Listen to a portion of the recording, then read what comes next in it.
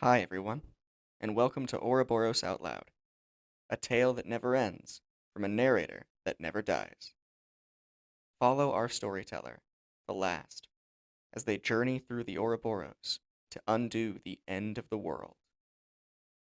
Ouroboros Out Loud is created and distributed by Chapman University's Ouroboros magazine and frames student submissions at the heart of its story. Each episode shows the last reading new submissions from the magazine's history until they're able to begin the cycle of stories anew. If you would like your stories to help save the world, consider submitting to our fall and spring semester issues, or our Halloween zine. Your submissions may just convince the Ouroboros to begin the cycle of stories anew. Without further ado, this is Episode 0, The End, the Death, and the Ever-Living.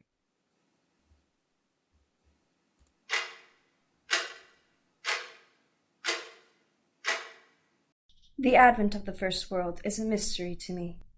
As the source of my birth, I can only guess to how it must have been. It is my belief that the first world started just as the rest of them have, with a story, though that is perhaps the one mystery which I will never uncover. The greatest stories by far came from the humans, with their eloquent lyricism and aggrandizing mythology. The more these humans recounted, the more powerful their words became, until, somehow, I was born. I had no name, but soon after my manifestation, I adopted the moniker of the Last. You may refer to me as this, if you so desire to refer to me at all. I do not believe the humans intended to birth me, but I tie my heritage to them all the same. From them, I inherited my duty as a chronicler, collecting their stories and binding them to my tome of endless pages. This collection, I would soon learn, would hold great importance to the journey ahead. This leads me to the next part of my tale, my acquaintanceship with the Ouroboros. I was young when I met the great devourer, but I traveled long enough to know its many myths. Even so, nothing, no legend or tale, could truly capture that terrible serpent. It was impossible to understand, and far too massive to even see in its entirety. The Ouroboros was everything at once and nothing at all. Its starry scales invited me closer, pulled me in, daring me to learn more. Had I been of lesser flesh, I am certain it would have undone me. It was the most wondrous and frightening moment of my life. And then it spoke. You. Its voice was like nothing I had ever heard before. Rough, spiritual, destructive. I felt as if I were being pulled apart from the inside, only to be put back together in the same breath. You are witness to the end. Stamping down my fear, I stuttered a question. What do you mean, the end? I asked. The Ouroboros did not respond, but instead my mind was filled with the knowledge of what was to come. The end.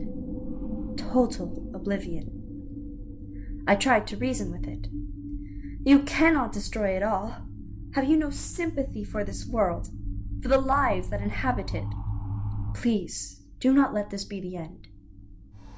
The Ouroboros responded in its world-shattering voice. All things must end. But I couldn't allow it. The stories I had collected were far too precious to be annihilated. I pleaded with the snake to reconsider. As I did, I watched its giant body slink its way around the world until I could at last see its head. Its jaw clamped around its tail as its void-like eyes pierced through my very soul. I had begun to despise this god, but my efforts were not yet spent. As my final hope, I began to tell the Ouroboros a story, one pulled from my very being. I told it of the world, its smallest joys and grandest sorrows. Most importantly, I told it about the storytellers. In many ways, I was telling my story. I caught something in the serpent's shifting eyes, intrigue. This was my chance. I struck a bargain with this god. You may indeed consume this world, which is so near its end. But do not let this be the last, but instead the first of many. I will collect the stories that come out of these worlds and bring them to you at the end for you to consume. The world snake considered this proposal for a great long while. In the time between my question and its answer, the world collapsed. Only when I was the very last did it give me its final verdict. To my astonishment, the Ouroboros opened its mouth just enough so that I may slip through. In an instant, I knew what I had to do. I leapt into its mouth and took the perilous journey straight to its heart, for that is where all stories are eventually stored. With the stories I collected, I was able to supply the heart of the Ouroboros with the power to begin time anew.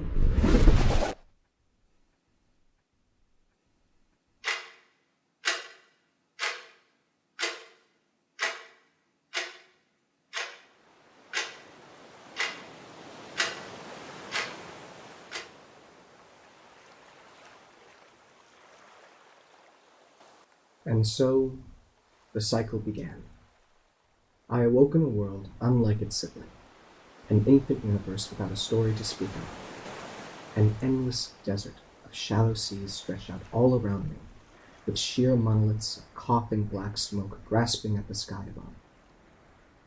I stood in the glittering sea with the dreadful grief of an orphan cast adrift from its mother time.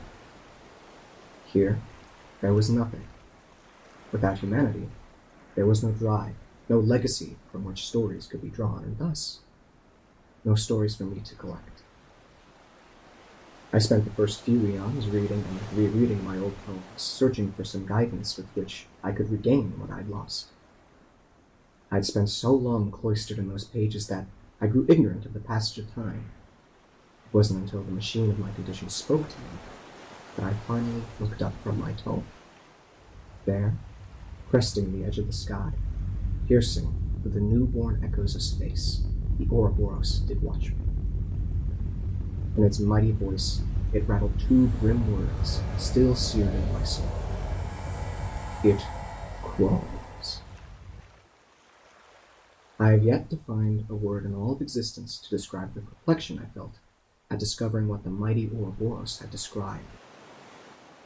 I followed its gaze to a limbless coil of muscle and bone, some pretty serpent struggling upon the soft sands that had risen from the sea.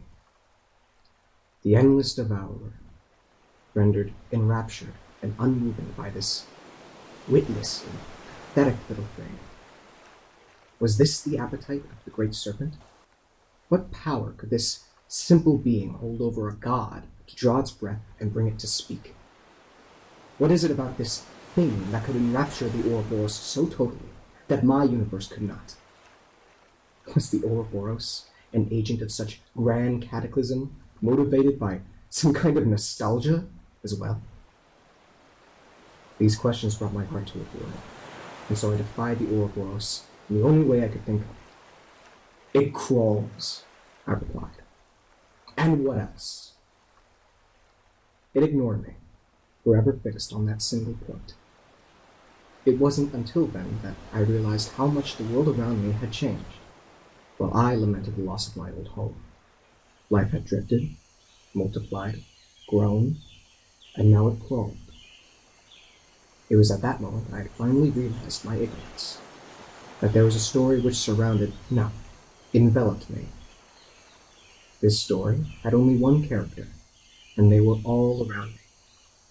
And so I scrawled the first words within the pages of my first tome of the second cycle. It crawled. From that point on, I submerged myself into the workings of little things, content to record the myriad of shapes and colors which they had been draped in.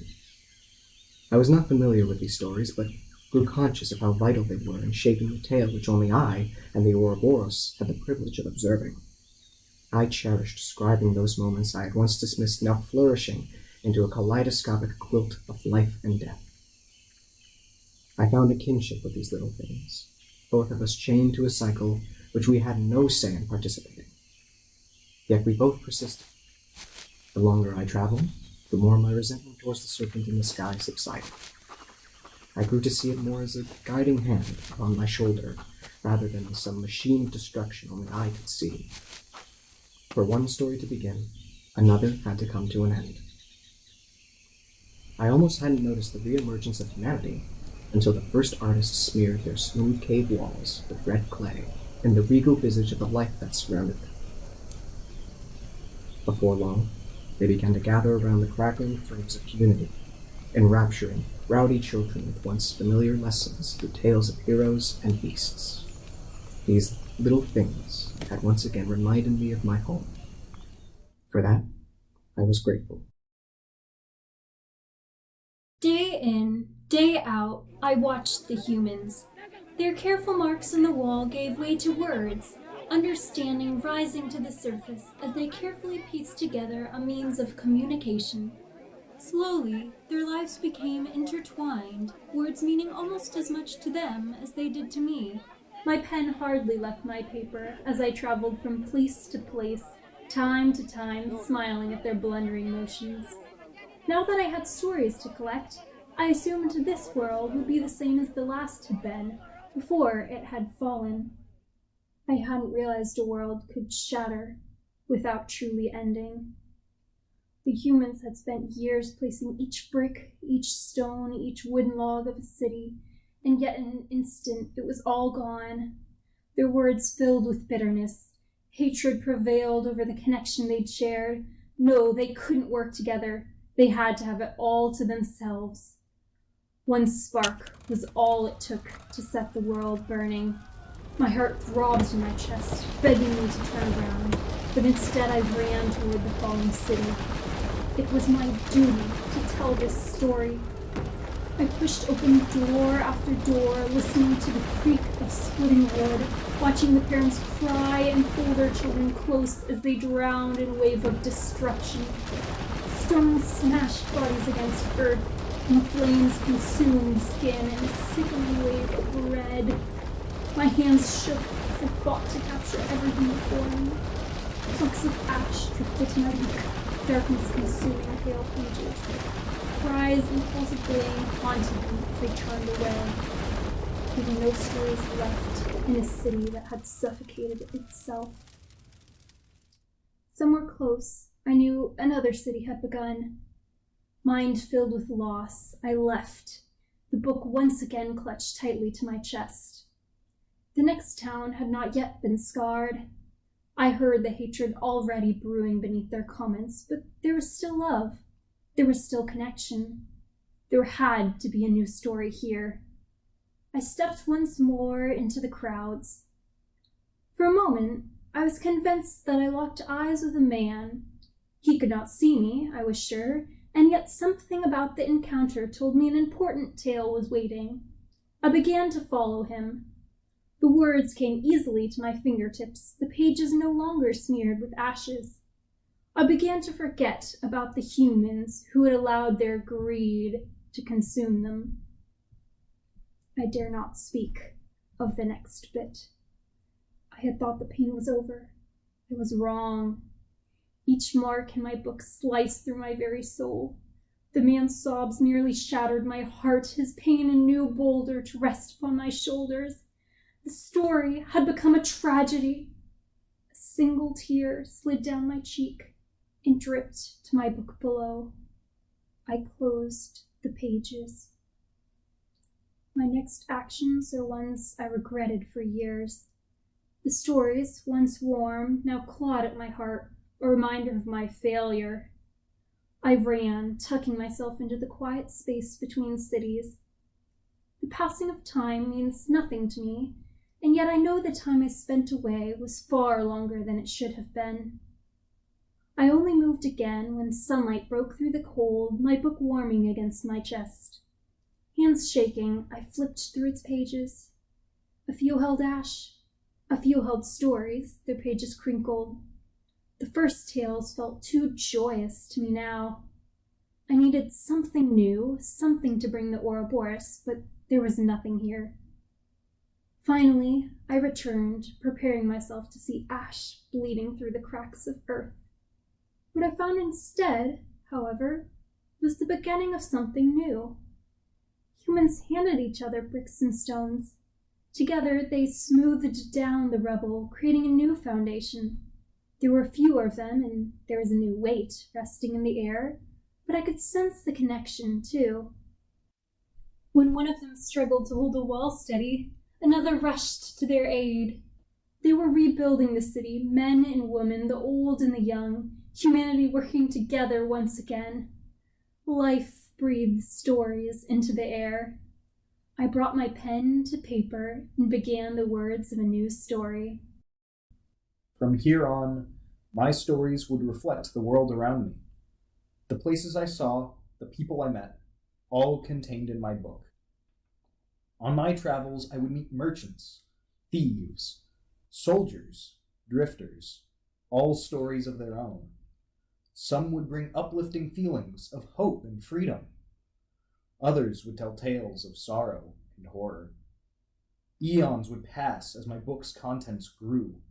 Empires would rise from the earth and crumble to dust, their only evidence marked within my tome.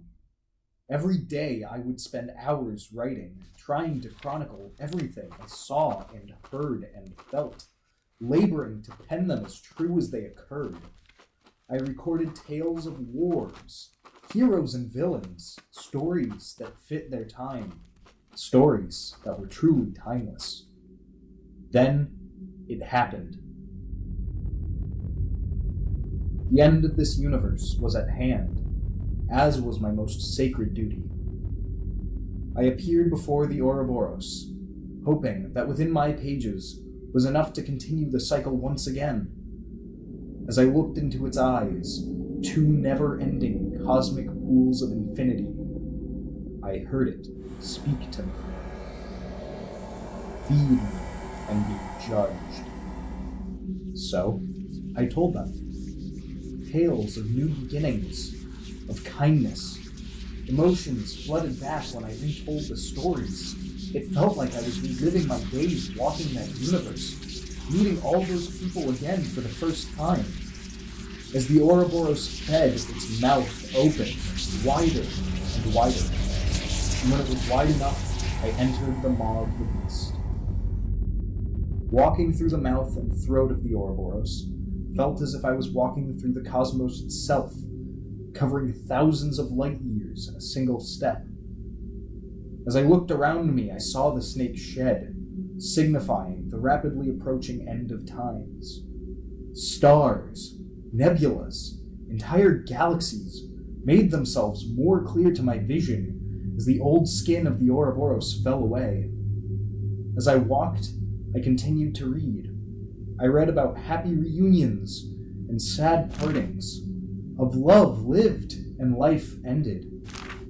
I read tales that pushed me to venture farther, to keep moving, knowing that I had to use any time I had to its fullest, or I would fail in my mission to continue my cycle with the Ouroboros.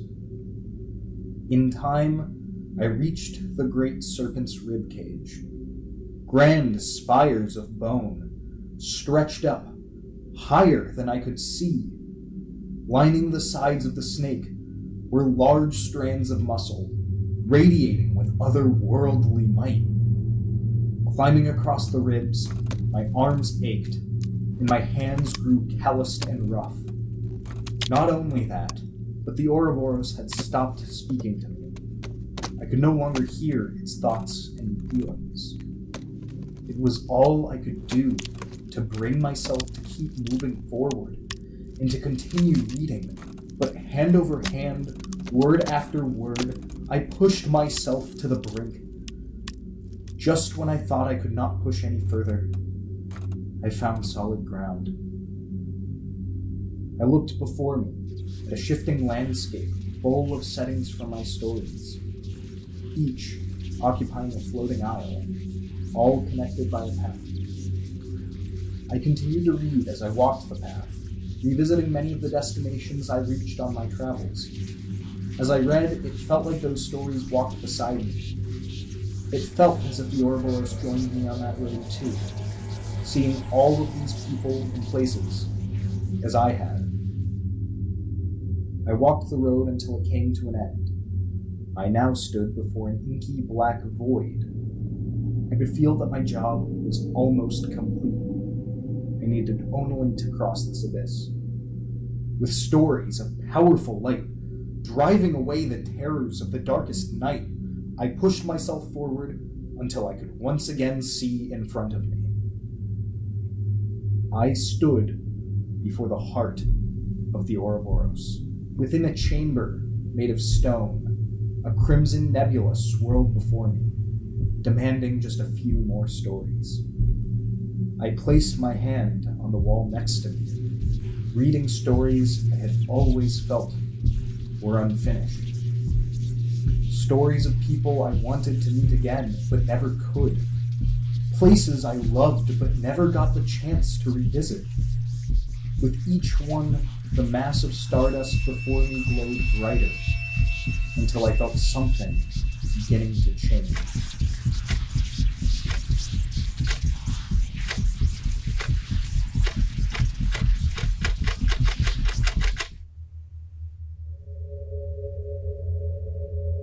The last of the world had shed from the great serpent's skin, and for a moment all was still. There, at the collapse of infinity, there was truly nothing but the serpent and I. Then I awoke again. I found my new desert alien and devoid of all life once familiar to me.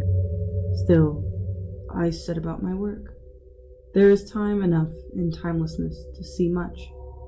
My journey about the third world was rife with new discoveries, madness, and strange magics. I visited many worlds with bloody and beautiful customs. I learned the secret sciences and other things stranger still. I noted the passing of a child between the ferns of a black hole, and I cannot recall how that story ended.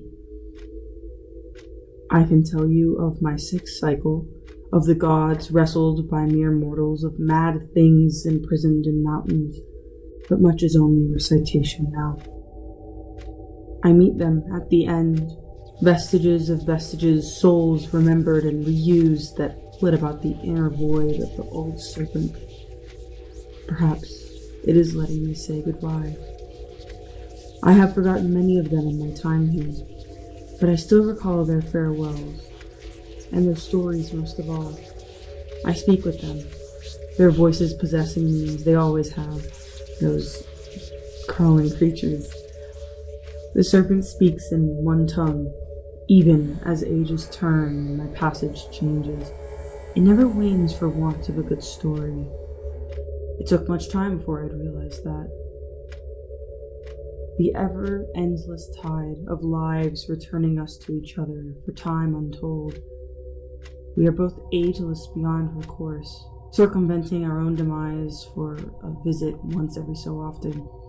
If there is more to my life than stories and cycles, then it is thanks in part to my truest friend, the serpent at the end of the world. It ends another now, and still I feel unready. The questions come again the same. Have I collected enough?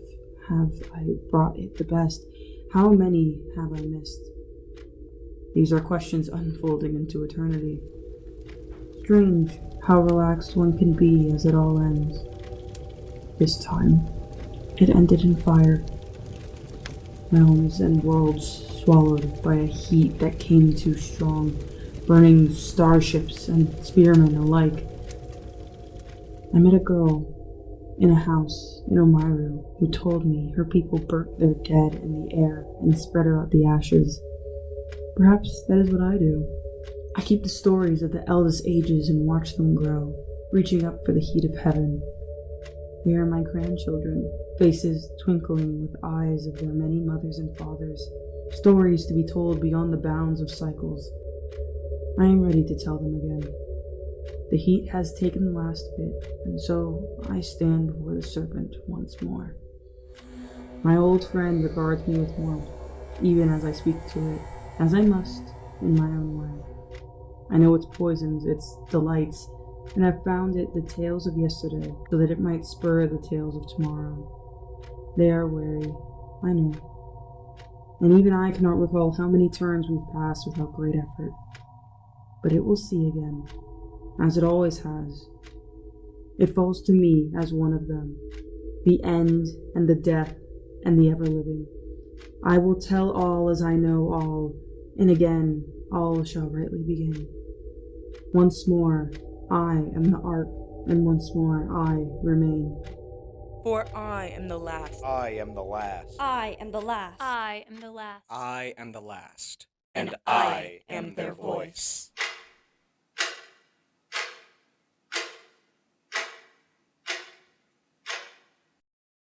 This episode of Ouroboros Out Loud was written and recorded by Brie Velez, Raquel Head, Amin Veach, Tim Deutschman, Ella Murray, and Logan Pukunko. For more episodes, or to submit to the magazine, please visit ouroborosmagazine.wixsite.com/Chapman. Thank you again for listening.